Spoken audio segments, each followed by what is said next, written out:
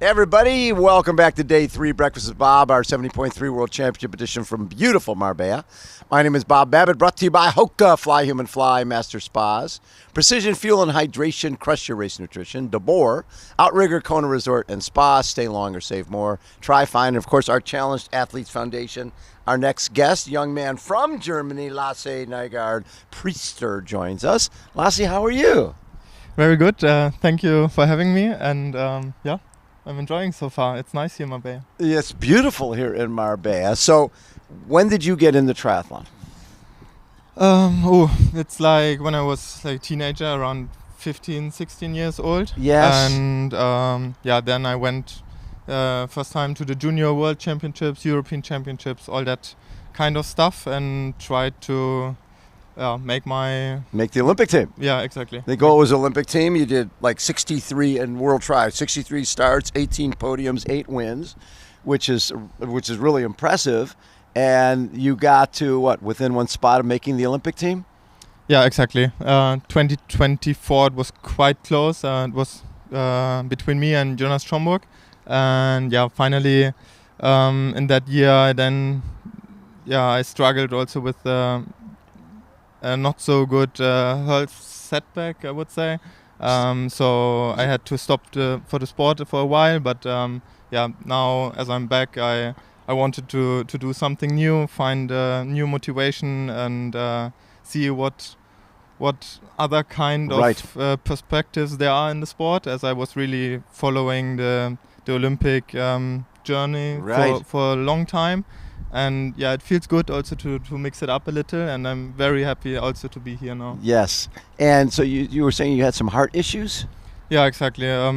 It's quite, I would say it's not the usual setback. As it was a heart attack I suffered in... So you had a heart attack? Yeah, in April 2024. Okay. And wow, that's just a few months before the Olympics. Yeah, exactly. It was like in Chengdu in the World Cup, where I felt very, very strange. And then I was there for another 4 races. Went to Uzbekistan to WTS in Yokohama, to the race in Cagliari, also WTS, and then for the Czech in Germany. And there we figured out what was the problem. So it took what was the problem? They figured out you had a heart attack. Yeah, that was a big problem. So, wait a second. So quite dangerous. So they figured out you had a heart attack. Yeah, exactly. And then from there on, there was of course many checks, and yes. I'm quite happy for all the support I received since then, because at that time it was quite. It's very scary. Sure. Yeah, exactly. Scary. You're a young guy. Yeah, not usual and very strange, of course. So that was was a period where I also did not train, where I didn't do anything connected to the sport. But I found a way where I feel comfy, and for sure where everything is also under control, where people or where I'm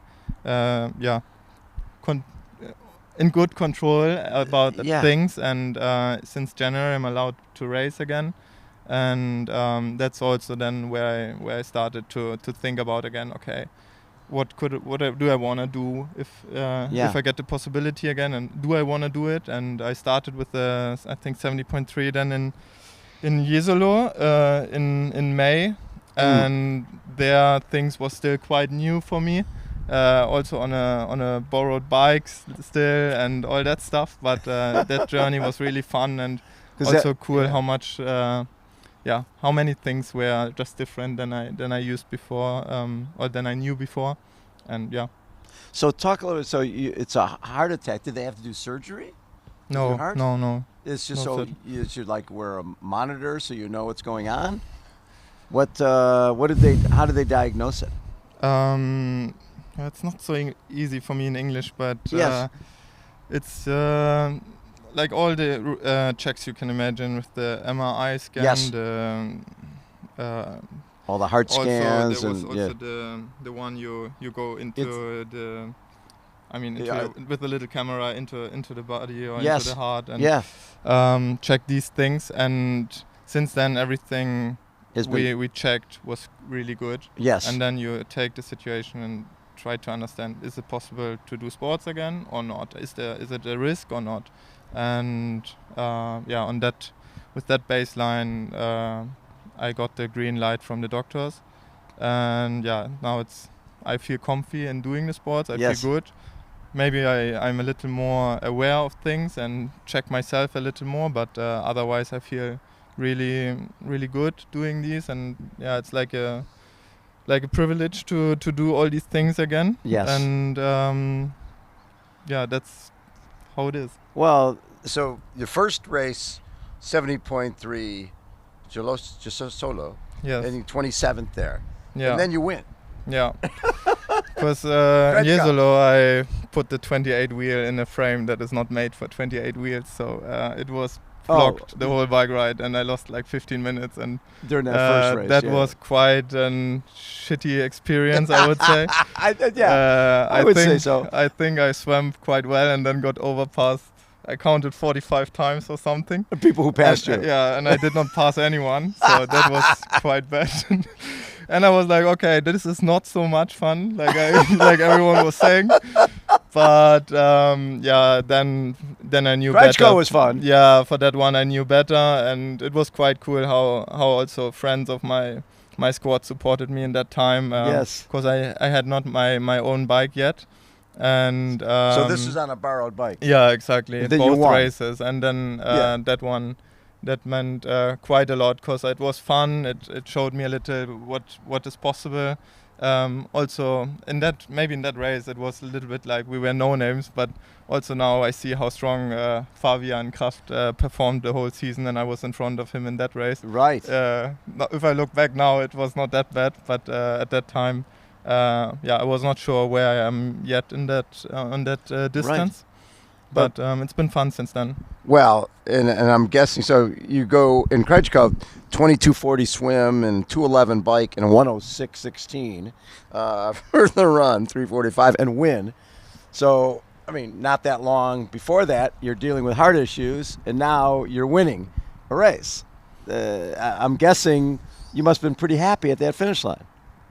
I'm pretty happy for sure. I mean, I remember also friends being there. Yeah. And no, that was really a cool day. And I mean, I have done the sports for many times. I already felt before I'm in a quite good shape. Things came back quite easy. I mean, when you stop for 3 or 4 months, it seems like a lot. But when you have done the sports since, 10 years. Yes. It comes back quick. It comes back quickly. Yeah. Like in the period of COVID also, I remember that time also where it was difficult to train, and it's working. I mean, so then you go to Sweden, 70.3 Sweden, DNF. Was that bike mechanic? Heart issue? But also, I mean, I am quite unexperienced to that sport, and I also decided a little to try to figure out things a little on my own, I would say. I was not really ready yet with my then new bike. I received 5 days earlier, and I was like, okay, I'm gonna use it. But I had to understand that you cannot jump on a TT if it's not completely fitting to you. And I underestimated maybe a little that the whole things around the race, and you have a lot of kind of homework to do, and it's a little different than what I was used to from the short distance, where you almost just take your road bike and race all out. And here it's a lot more about the aerodynamics, about the position, and the also bike fit is after everything. The bike you have to run a half marathon, so that's also a long run, I would say. So there are some mistakes happened, but I learned a lot, and I would say also really from all the races I've done this year, there was a lot of learning in almost every race. I don't think people understand when you're doing the Olympic format, and it's almost two different sports, because it's draft legal, it's all you're in a pack, and it's criterium type format where you're sprinting out of corners. This is diesel, steady state, hard the whole time. You have to be set up perfectly on that bike. So then you did WTCS Hamburg, but then I love it's like 27th, DNF, and then wins. Yeah. You win a challenge race. Yeah, it's not so consistent when I see these numbers. No, well, but it's learning. That's exactly. what you see is this is all brand new, and you're learning. You had already done 63 races, WTCS. You understand that. You've done one race. It's not like this stuff really didn't affect that. Yeah. It's all about, this was all brand new. How much did it mean to you, or does it mean to you now, the fact that your career could have been over, right? With the heart issue, you could be done, and now you're not just back, you're racing really well. I think the result is that I enjoy almost more than before. Yes. And I'm really grateful for these opportunities. And in the beginning of the year, I had no idea how the year could be like. Right. And then in Kraichgau, when I qualified, I was like, okay, there's something cool coming up end of the year. And until then, I want to just make as much experiences as I can. And also, some of these results, I made some mistakes also people have done before, and if you maybe get more advice or prepare yourself even a little better, I could have avoided some of these things. Right. But on the other, it's good that I made these experiences, I think, because I'm also looking forward to next year, and also now racing here, I want to see I'm so happy everyone came, and the race got such a high value. Yes. Because that's what I want. I want to race the best and then see where I am and try to understand what it takes to be in the front. And that's also a little the way I want to go, and that's also why I already look forward to next year. Does this course suit you with about 6,000 feet of climbing and the tough descents, could be scary downhills, but you like that? Yeah, I like that. I'm training also in a place where I use the TT also a lot in the mountains in the south of Germany. But I think it's one hill and then it's really rolly course. Yeah. So it's also, it will play also into cards of many other people. I would not say that I have advantages in compared to the others, but it's a challenging course for all of us. And I think when you come here with a good threshold on the bike and you manage to run well after that tough bike, then it's possible to be really good here. Yeah, well, and the fact that you're running well.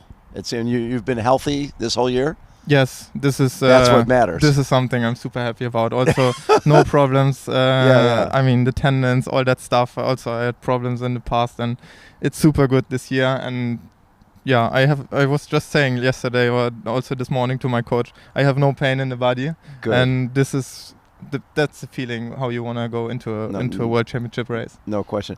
What was the lowest point for you when you're dealing with that heart issue? Was there a point where you thought my career is over? No, it's just strange because you really don't know. As a young person, you don't know a lot about these kind of stuff. You shouldn't have to know anything about it. And listening to the doctors, it's a strange feeling. And it's also, we were speaking about something that already had happened. So it's not something you suffer in the moment, but it's something happened in your body and you don't exactly understand why and what's going on. And that's a strange feeling, but I would not say completely down, because I think I'm quite good in accepting it and then also looking forward. And I also believe there's a life without the sport that is quite cool. So I was just very clear in the idea that it does not feel good to end the career in that way. Right. If it has to be like this, it's for sure okay, because I put the health first always. Always. But if it's possible, I would like to have some fun and decide when I don't feel comfy or I don't feel good enough anymore. And at the moment, I'm just super happy to do all that stuff. I'm super happy you're okay. That's scary. Thank you. Heart issues aren't supposed to be happening to young people. They're supposed to be happening to us old guys. Yeah. I love it. Lassi, thank you for taking time. A pleasure to get to meet you. Have yourself a great day. I'm sure you appreciate everything more now. Yeah, thank you very much. It was cool to be here. I love it. Thank you very much. All right, everybody. Again, Breakfast with Bob, day 3. Hold on. We will be right back.